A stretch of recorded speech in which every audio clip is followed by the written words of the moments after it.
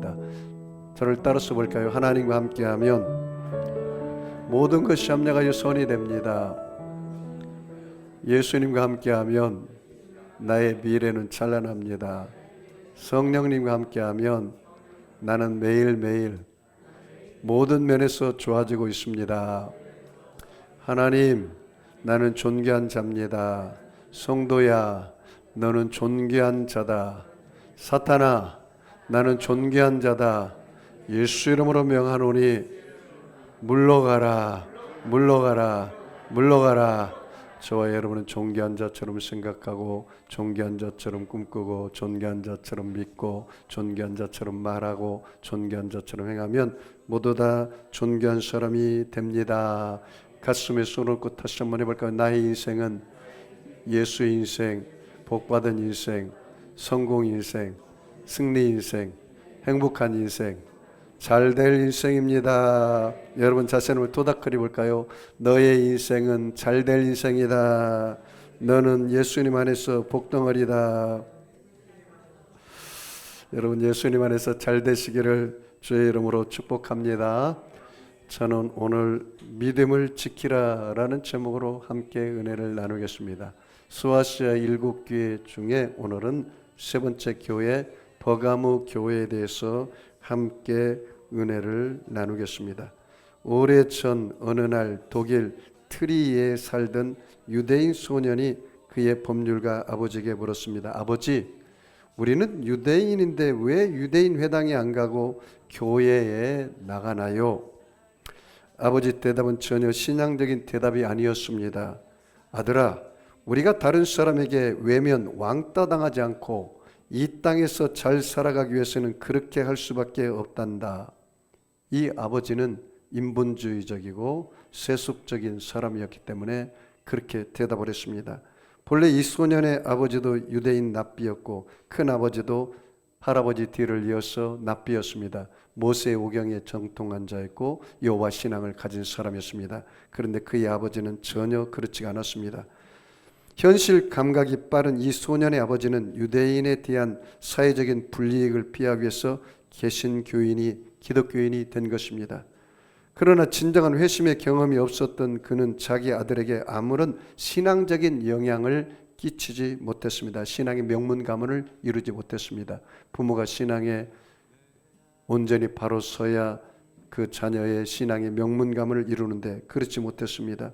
나이 6세에 유아세를 받게 했지만 그것이 이 소년의 믿음으로 아들로 자라게 하는 데는 전혀 영향을 미치지 못했습니다. 이렇게 자라던 이 소년은 대학에 들어가면서 교회를 완전히 떠났습니다. 그리고 그의 나이 30세가 되던 해 1847년 그는 엥겔스라는 사람과 함께 영국 런던에서 유명한 공산당 선언을 발표하게 이릅니다. 이 소년의 이름이 칼 막스였습니다. 공산주의 창시자입니다. 결과적으로 가정이 이긴 하지만 만일 이 소년이 참된 믿음의 사람으로 자랄 수 있었다면 아마 역사는 좀 더 달라질 수도 있었을 것입니다.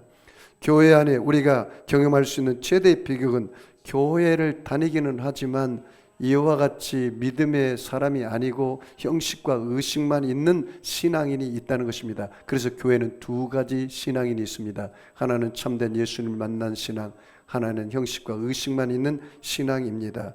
이 칼 막스는 바로 형식과 의식이 있는 신앙이었습니다.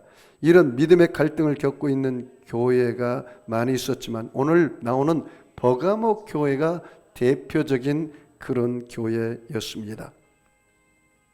여러분, 버가모는 아탈루스 왕족의 수도였습니다. 지금 투르키의 이즈미르주에 있는 베르가마 지역입니다. 이 문화 도시였고요. 유네스미 2세가 도서관을 창실해서 20만 권의 이 서적이 있을 정도로 아주 문명이 발달된 도시였습니다.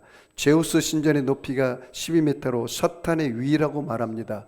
로마 황제 가이사를 예배하는 신전들이 있었습니다. 거기에는 세 가지 신전이 있었는데 디오소스 신전, 아테나 신전, 아스클레피오스 신전, 아스클레피오스 신전은 의학의 신전으로 가장 그 당시에 의학이 발달된 도시가 바로 버가모 도시였습니다. 세속화 도시요, 우상 숭배의 도시였습니다.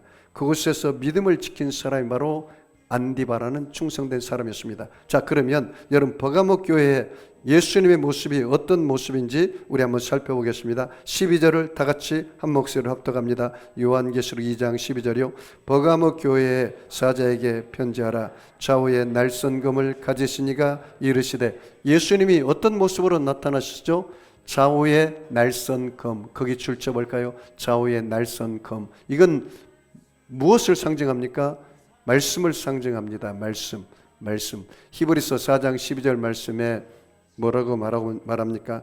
하나님 말씀은 살았고 운동력이 있어서 좌우의 어떤 날선 검보다도 예리하여 혼과 영과 관절과 골수를 찔러 쪼개기까지 한다. 그렇게 말했습니다. 에베소서 6장 17절 이하의 말씀에는 구원의 투구와 성령의 검 하나님 말씀을 가지라. 그렇게 말했습니다. 구원의 투구 성령의 검 하나님 말씀을 가지라. 그래서 여기서 날선 검은 바로 예수 그리스도를 상징합니다. 그러므로 여러분이 말씀이 예수님입니다. 말씀이 하나님이십니다. 말씀이 바로 성령님이십니다. 믿으시죠? 그래서 오늘 여기서 바로 예수님은 날선검이라고 당신 자신을 표현하고 있습니다. 자, 한 걸음 더 나아가 우리 16절을 같이 한번 읽어보겠습니다. 같이 읽습니다. 그러므로 회개하라. 그리하지 아니하면 내가 내게 속히 가서 내 입에 검으로 그들과 싸우리라. 내 입에 뭐요? 검. 우리 예수님이 입에 검으로 가서 회개하지 않는 사람들을 싸워서 한다는 말은 심판하겠다라는 것을 상징하고 있습니다. 자, 그러면 버가모 교회를 향한 주님의 칭찬은 무엇입니까? 우리 12절을 다 같이 13절을 같이 읽습니다. 내가 어디서 사는지를 내가 아노니 거기는 사탄의 권자가 있는 데라. 내가 내 이름을 굳게 잡아서 내 충성된 증인 안디바가 너희 가운데 곧 사탄이 사는 곳에서 죽임을 당할 때에도 나를 믿는 믿음을 저버리지 아니하였도다. 여기서 여러분 세 가지 동사에 한번 줄을 쳐볼까요? 내가 안다, 내가 안다, 내가 아노라.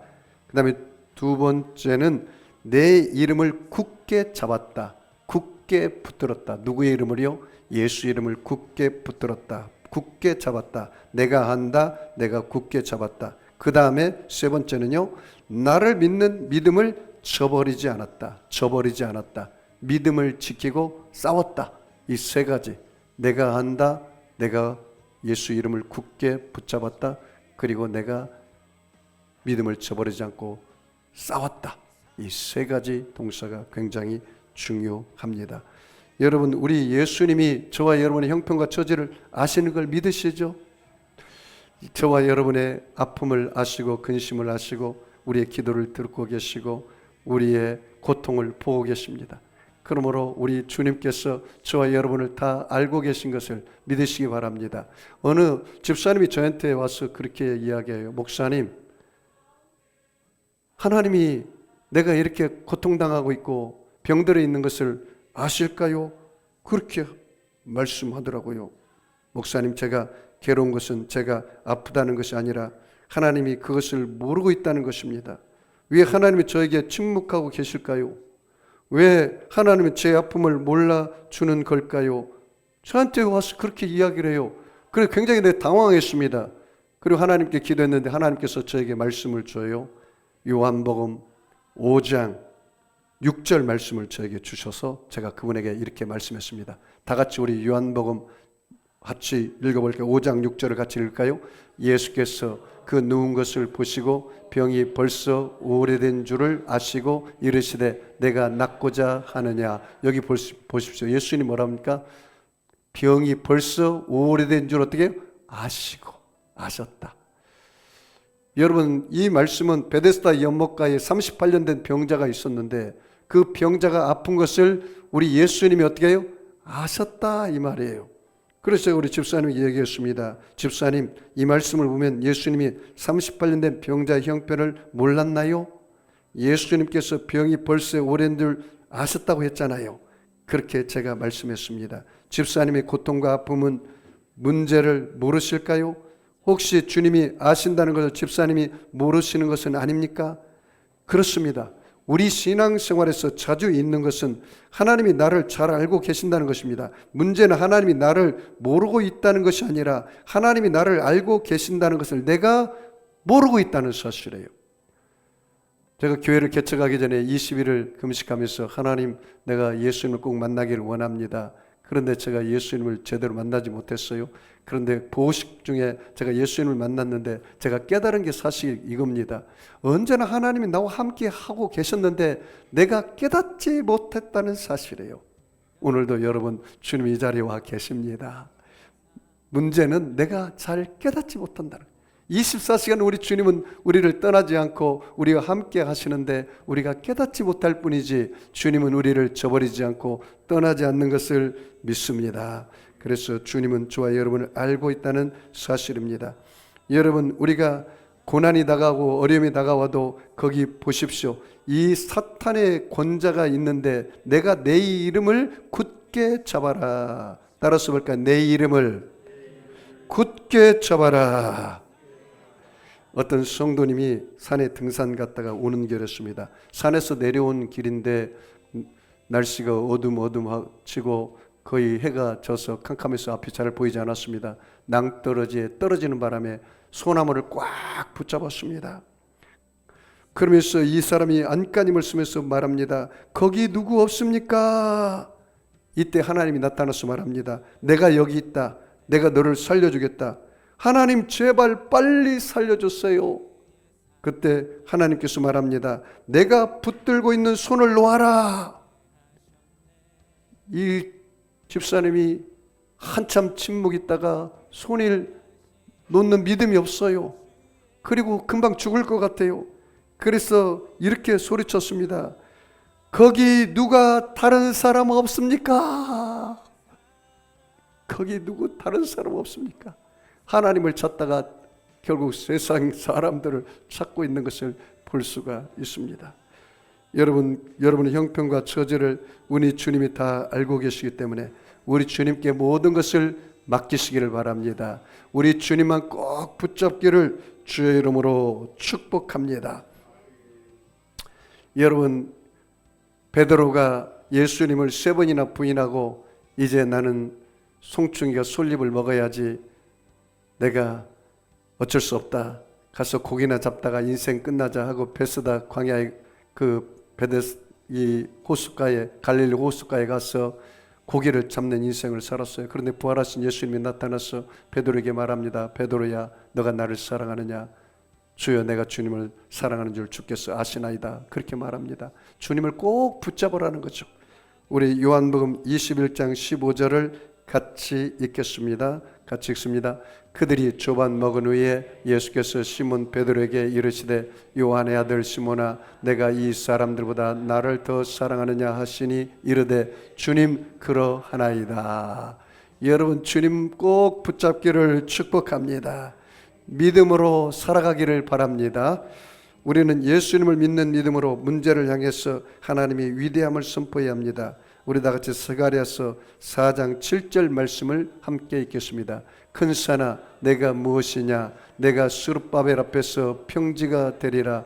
그가 머릿돌을 내놓을 때에 무리가 외치기를 은총이 그에게 있을지어다 하리라 하셨고, 큰 산아 내가 무엇이냐? 이 문제를 말해요. 내가 스룹바벨 앞에서 평지가 되리라. 저와 여러분은 예수 이름을 굳게 믿고 여러분이 예수 이름으로 선포하시기 바랍니다. 문제를 향해서 문제야 평지가 될지어다. 믿음으로 선포하시기 바랍니다. 오늘 예수 이름을 굳게 붙잡고 우리가 이 세상을 살아가야 돼요. 믿음에 서야 돼요. 하나님을 믿어라. 누구든지 이 산들어 들려 바다에 던져져라며 그 말하는 것이 이룰 줄 믿고 마음이 의심치 아니하면 그대로 되리라. 무엇이든지 기도하고 구한 것은 받은 줄로 믿어라. 그리하면 너희에게 그대로 되리라. 여러분, 사람이 마음으로 믿어 의에 이르고 입으로 시인하여 구원에 이른다 했으니 여러분 믿음으로 선포하시기 바랍니다.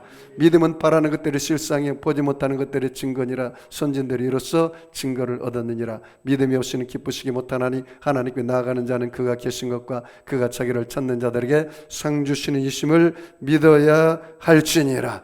여러분, 하나님은 우리의 온갖 구하는 것과 생각하는 게 넘치게 채워주는 것을 믿으시기 바랍니다. 버가모 교회를 향한 주님의 책망 권면이 있습니다. 우리 다 같이 요한계시록 2장 14절로 15절을 같이 읽겠습니다. 같이 읽습니다.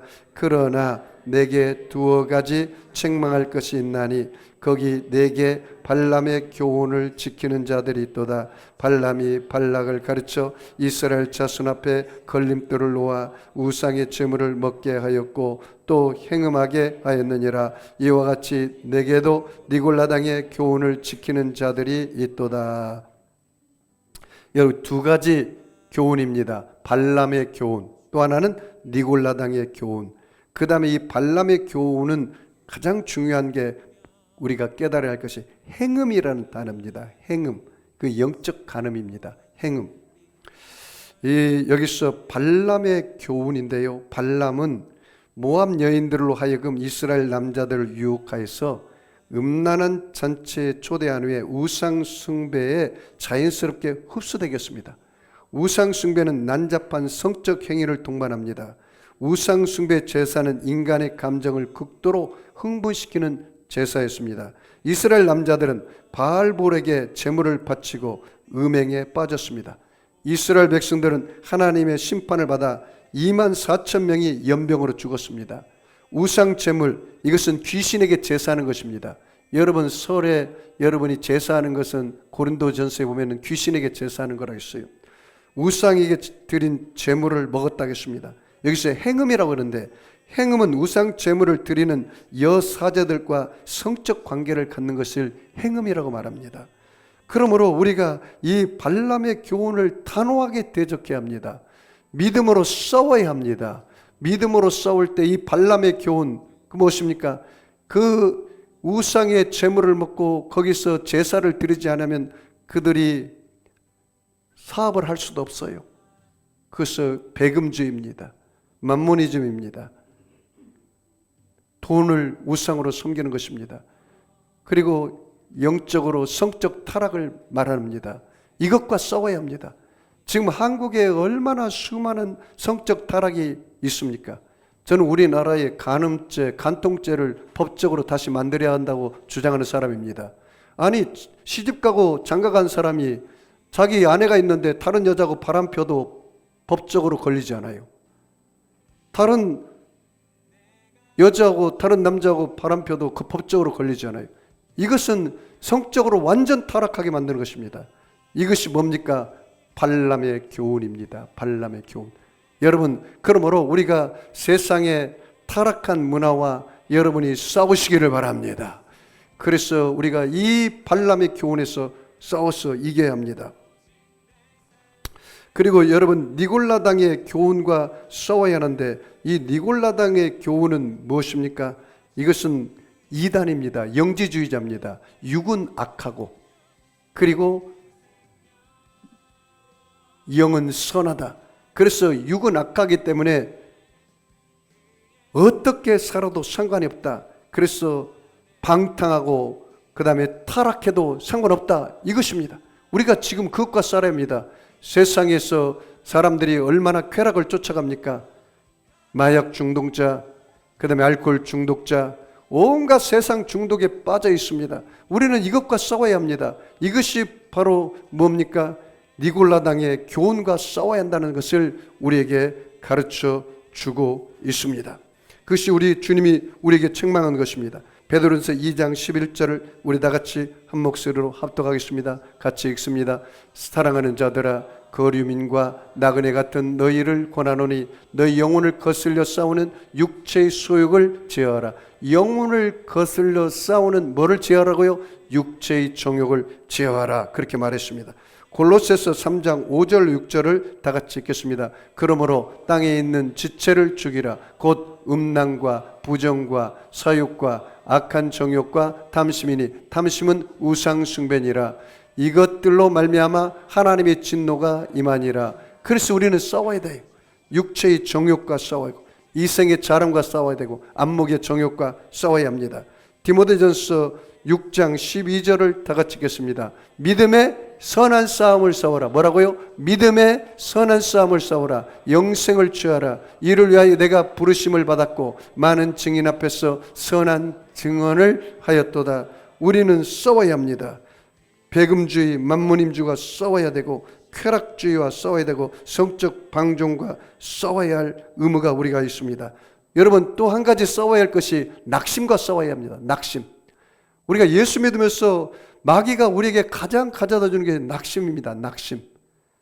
낙심이 크게 되면 절망하게 되고, 그 절망에 빠지면 우울증에 사로잡히게 됩니다. 그래서 성경에서 다윗도 낙심이 있었는데 하나님이 다윗에게 이야기합니다. 하나님을 바라는 것입니다. 내 영혼아, 내가 어찌하여 낙심하며 어찌하여 내 속에서 불안하여 하는가? 나는 하나님 바라라. 그 얼굴의 도우심을 인하여 내가 오히려 찬송하리라 하겠습니다. 우리 시편 42편 5절을 같이 읽겠습니다. 같이 읽습니다. 시편 42편 5절입니다. 같이 읽겠습니다. 내 영혼아, 내가 어찌하여 낙심하며 어찌하여 내 속에서 불안해야 하는가? 너는 하나님께 소망을 두라. 그가 나타나 도우심으로 말미암아 내가 오히려 찬송하리로다. 여러분, 낙심과 싸우시기 바랍니다. 낙심이 다가올 때 어떻게 해요? 주 여호와 하나님을 바라보라는 것입니다. 여러분, 우리가 큰 일을 치르고 나면 여러 가지 낙심이 다가올 수도 있어요. 엘리야가 갈멜산에서 바알과 아세라신 선지자들 850명과 대기해서 승리한 후에 이세벨의 한마디에 낙심이 되었어. 그가 노뎀나무에 가서 죽기를 각오합니다. 그 낙심이 우리에게 다가올 때 우리는 그 낙심 가운데 무너지면 안 됩니다. 오직 주님을 바라보고 믿음의 주 온전케 하신 예수님을 바라보시기 바랍니다. 그래서 낙심에서 이겨나는 저와 여러분 되기를 주의 이름으로 축복합니다. 버가모 교회에서 배워야 할 하나님의 교훈은 무엇입니까? 우리 마지막으로 같이 읽겠습니다. 여러분 16절 17절 같이 읽습니다. 그러므로 회개하라. 그리하지 아니하면 내가 너희 속에 속히 가서 내 입의 검으로 그들과 싸우리라. 귀 있는 자들은 성령이 교회들에게 하시는 말씀을 들을지어다. 이기는 그에게는 내가 감추었던 만나를 주고 또 흰 돌을 줄 터인데 그 돌 위에 새 이름을 기록한 것이 있나니 받는 저밖에는 그 이름을 알 사람이 없느니라.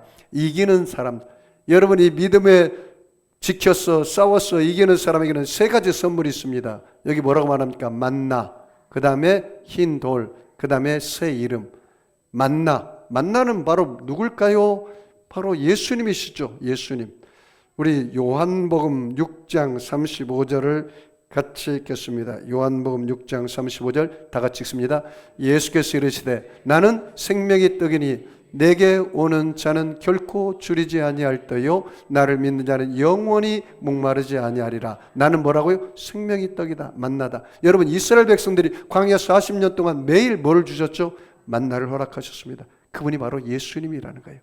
여러분이 끝까지 이기고 이기면 예수님인 만나를 우리가 먹게 되는 것이죠. 우리가 성찬을 통해서 예수님의 살을 먹고 예수님의 피를 마심으로 우리 안에 영생이 있는 증거가 있잖아요.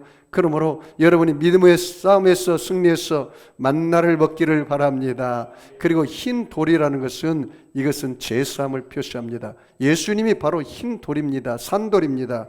우리 하나님 말씀 볼까요? 베드로서 2장 4절을 같이 읽겠습니다. 베드로서 2장 4절 사람에게는 버림받았으나 하나님께는 택하심을 입은 보배로운 산돌이신 예수께 나아가. 예수님이 뭐라고요? 보배로운 산돌이다 그렇게 말했어요. 그러므로 여러분, 예수님은 산돌입니다. 그 선물을 줘요. 예수님을 여러분이 믿으시면 아멘 하겠습니다. 예수님이 여러분 안에 오면은 모든 죄어물이 떠나가고 믿음으로 용서받은 제사함받은 인생을 살게 되는 것이죠. 그 산돌을 우리에게 주신다 했어요. 그리고 그 돌에다가 새 이름을 써요. 이것이 우리의 신분입니다. 베드로서 2장 9절 말씀에 너희는 택하신 족속이요 왕같은 제사장이요 거룩한 나라요 그의 소유된 백성의 새 이름을 써준다고 말씀하고 있습니다. 그러므로 사랑하는 성도 여러분, 우리는 믿음으로 살아야 합니다. 믿음으로 사는 사람들에게는 구원이 다가옵니다.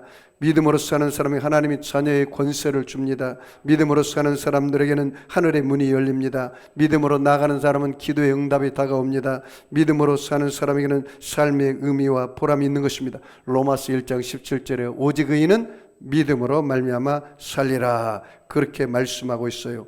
그러므로 여러분, 믿음의 눈으로 십자가에 들어가 있는 여러분을 바라보시기 바랍니다. 그럼 놀라운 발견을 하게 됩니다. 여러분의 믿음의 눈으로 십자가에 들어가 있는 나를 바라보면 모든 세습과 더러움이 물러가고 성결과 거룩함과 성령 충만의 옷을 입은 사람을 발견하게 될 것입니다. 여러분의 믿음의 눈으로 십자가에 들어가 있는 나를 바라보면 모든 연약과 질병이 사라지고 건강과 치료를 받는 나의 모습, 저주와 가난이 물러가고 아브라함의 축복과 형통을 입은 나의 모습, 문제와 실패가 떠나가고 응답과 성공을 얻은 나의 모습, 절망과 낙심이 사라지고 소망과 용기를 얻은 나의 모습, 사망과 지옥과 무가 사라지고 부활 영생 천국을 얻은 나의 모습을 발견하게 될 줄 믿습니다. 그러므로 여러분, 믿음의 눈을 뜨시기 바랍니다. 1928년 황금의 바리톤 목소리를 소유한 목사의 아들이었던 한 그리스도인 청년이 돈이 없어 대학을 중퇴하고 보험회사 세일즈맨으로 들어갔습니다. 우연히 방송국 공개학을 해서 노래한 것이 계기가 되어 미국 MBC 방송 전속 가수로 활약해달라는 요청을 받았습니다. 이때 그의 나이가 23세입니다. 부귀영화, 공명, 돈을 다 얻을 수 있는 기회였습니다. 그 앞에는 이제 돈과 인기가 보장되어 있었습니다. 그러나 어쩐지 그가 좋아하는 교회에서 그리고 복음 집회에서 찬양할 기회가 날아갈지 모른다는 생각이 들었습니다. 며칠 고민하며 기도하던 그가 자기 집 응접실 피아노 옆에서 앉아있을 때 어머니가 평소에 좋아하며 10년을 예송해온 신앙시 한 편이 발견됩니다. 그는 그 시를 읽어가던 중에 그 뺨에 눈물이 흐르고 통곡이 나왔습니다. 그리고 그는 자기도 모르게 이렇게 기도하고 있었습니다. 주님, 제 목소리, 제 존재, 제 젊음 모두 주를 위해 드리겠습니다. 그는 자기 마음속에 솟아오르는 멜로디를 어머니가 예송하는 신앙시에 맞추어 곡을 작곡합니다.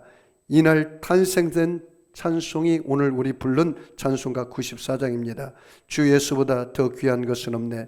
이 세상 부귀와 바꿀 수 없네. 영죽을 내 대신 돌아가신 그 놀라운 사랑 잊지 못해. 세상 즐거움 다 버리고 세상 자랑 다 버렸네. 주 예수보다 더 귀한 것은 없네. 예수밖에는 없네. 조지 베버리 슈아의 이야기입니다. 그 후에 그는 전도자 빌리그레암 목사님을 따라다니면서 평생 동안 찬양하며 간증하는 사역으로 섬겼습니다. 예수를 구주와 주님으로 믿는 믿음, 이것이 세상 그 무엇보다 더 존귀하고 소중함을 알았기 때문입니다. 104세 인생을 살면서 찬양을 했습니다. 20억 인구의 앞에서 찬양을 했고 70개의 앨범을 냈습니다. 그래미상을 수상했습니다. 기자가 묻는 소감에 이렇게 대답했습니다. 이 상보다 예수님이 더 귀하지요.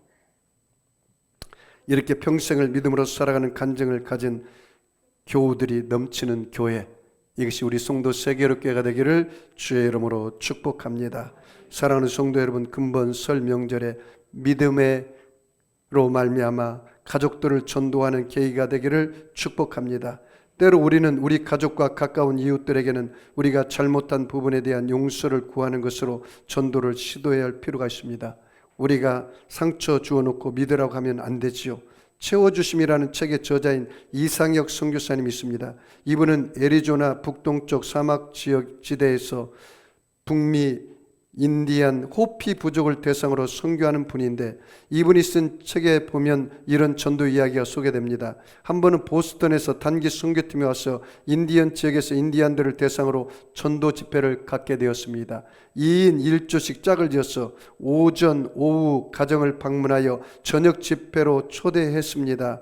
그들은 저녁 시간에 인디안들로 교회가 차고 넘칠 것을 기대했고, 선교사님의 표현을 빌리면 그날 저녁 이 단기 선교팀이 휘두르는 성령의 검에 인디안들이 굴비처럼 엮여 교회로 오게 될 것이라고 기대했다고 합니다. 그러나 첫날 저녁 불과 5명만 교회에 나왔는데 그들도 식사를 기대하고 나온 사람들이었다고 합니다. 둘째 날 결과도 신통치 않았습니다. 그러나 셋째 날 오전 팀원들이 기도를 위해 무거운 마음으로 기도하였는데, 팀원 중에 MIT 박사학위를 받은 형제 하나가 있었는데 그가 일어나서 이런 간증을 했다고 합니다.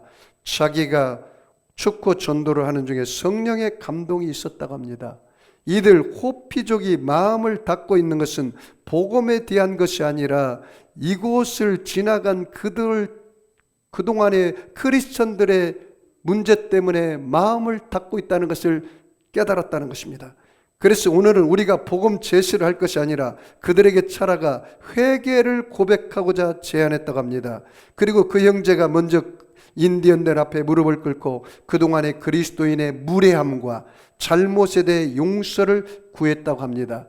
그날 저녁 교회는 호피 인디언들로 인산인해를 이뤘고 그 형제가 다시 간증하면서 눈물을 흘리며 그리스도인의 행동을 용서해 달라고 입술을 열었다고 합니다. 그날 저녁 호피 인디언은 감동을 했고 성령의 놀라운 역사가 있었다는 것입니다. 이 책의 128면의 이상혁 선교사는 그날의 경험 그리고 그 형제를 통해 얻은 깨달음을 이렇게 고백하고 있습니다. 내 마음의 저 바닥에도 그동안 십자가에 못 박히지 못한 십자군적 선교의 태도가 숨어 있음을 분명하십니다. 하나님은 이 형제를 통해서 나를 깨닫게 하셨습니다. 선교는 태도입니다. 선교에 임하는 이들의 자세는 겸손해야 합니다. 우월의식과 교만은 하나님이 대적하시는 태도입니다. 겸손한 자에게 하나님께서 은혜를 주십니다. 선교는 돈의 힘으로 밀고 들어가서는 안 됩니다. 선교는 무릎으로 들어가는 것이 되어야 합니다. 선교에 임하는 태도가 십자군적이었는지 십자가적이었는지 먼저 살펴야 합니다. 명심하자. 하나님의 채워주시는 은혜는 낮은 것으로 임한다는 것을. 만일 우리가 여러분 이번 설 명절 기간에 가족과 친척들 앞에 믿는 자의 우월의식과 교만을 회개하고 섬기면서 무릎 꿇어 전도한다면 여러분 호피 인디언들에게 임한 구원의 역사가 우리 가족들 가운데 일어날 수 있을 것을 소망해 봅니다. 사랑하는 성도 여러분, 이 버가모 교회에서 예수님의 모습은 날선 검으로 나타났습니다. 말씀으로 나타났습니다. 그리고 그들에게 칭찬한 것이 있습니다. 예수님께서 인디바라는 이 감독을 칭찬했는데 언제나 내가 너를 안다는 믿음을 갖고 살았고, 그리고 그는 언제나 예수 이름을 굳게 붙잡았고, 그리고 언제나 그는 선한 싸움을 싸웠다는 거예요. 믿음을 저버리지 않았다는 거예요. 니골라당의 교훈과 싸웠습니다. 발람의 교훈과 싸웠습니다. 발람의 교훈, 금욕주의, 황금 만능주의, 맘모니즘주의과 싸웠습니다. 그리고 성적 타락과 싸웠습니다. 발람의 니골라당 교훈과 싸웠습니다. 그것은 세속적인 타락입니다. 육체의 쾌락과 싸웠습니다. 우리가 싸워야 합니다. 그리고 이 싸워서 이기는 자에게 우리 주님께서 만나를 주시고 흰 돌을 주시고 그리고 여러분의 새로운 신분을 우리에게 허락해 준다고 이야기했습니다. 사랑하는 성도 여러분, 이 지금 마지막 시대를 살아가고 있습니다. 여러분 믿음에 굳게 서서 주님 기뻐하는 삶을 사시고 여러분 믿음이 성장하는 한 해가 되기를 주의 이름으로 축원합니다. 아픈 사람은 아픈 자를 손을 지시고 마음이 수원 있는 사람은 가슴에 손을 지시기 바랍니다. 전능하신 아버지 하나님, 예수님의 피 묻은 손으로 저들의 머리끝에서 발끝까지 안수하여 주시옵소서. 우리 하나님 아버지여, 끝까지 믿음으로 싸워서 승리하는 우리 성도들이 되게 하여 주시옵소서. 우리가 고통 가운데 아픔 가운데 있지만 주님이 알아주시니 감사합니다. 예수님의 이름을 굳게 잡게 하여 주시옵소서. 예수를 믿는 믿음을 저버리지 않고 아버지여 발람의 교훈과 싸우고 니골라당의 교훈과 싸우게 하여 주시옵소서. 그래서 이기는 자가 되어서 만나를 먹고 흰 돌을 받고 새 이름을 받는 믿음의 주인공들이 다 되게 하여 주시옵소서. 내가 나사렛 예수 이름에 하노니 악하고 더러운 병마야 각 사람 몸에서 묶음을 받고 떠나갈지어다. 병마는 물러갈지어다. 악의 세력은 빠져나갈지어다. 하나님 아버지여, 가정의 문제, 부부의 문제, 자녀의 문제, 물질의 문제, 질병의 문제 주님 발 앞에 내려놓습니다. 다 예수님 안에서 해결되게 하여 주시옵소서. 축복하며 감사하며 예수님의 이름으로 기도하옵나이다. 아멘. 우리 주님의 샘으로 말씀을 생각하면서 우리 통성으로 하나님 앞에 기도하겠습니다. 주여, 주여, 주여. 할렐루야. 전능하신 하나님.